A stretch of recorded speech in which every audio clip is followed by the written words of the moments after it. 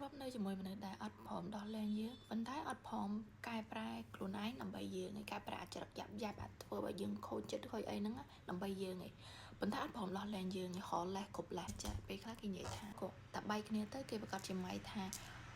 បងនឹងអាក្រក់ឯងហើយអ្នកនរគ្នាដែលមានអារម្មណ៍ថាអ្នកនរគ្នាពិតជានៅអត់កើតដល់ថ្នាក់យើងប្រាប់ថាអត់អីទេចាំពេលបែកគ្នាចាំខ្ញុំនេះដើរទៅប្រាប់គេថាអ្នកគឺជាមនុស្សល្អខ្ញុំទេ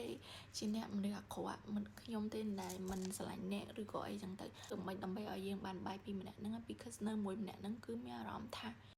because ការដែលរស់នៅជាមួយមនុស្សប្រភេទហ្នឹងវាពិបាកខ្លាំងហ្មងចោតយើងថាមិនក៏បានដែរលែងខ្វល់ពីសម្ដីអ្នកដទៃឲ្យតែបានបែកជាមួយម្នាក់ហ្នឹងគ្នាដើរដល់ចំណុចមួយហ្នឹងមានន័យថាស្នេហាមួយហ្នឹង is just វាពិតជាអាក្រក់ខ្លាំងមែនតើអ្នកនរគ្នាលែងខ្វល់ថាអ្នកដទៃគិតមកចំពោះយើងឲ្យតែយើងបានបែក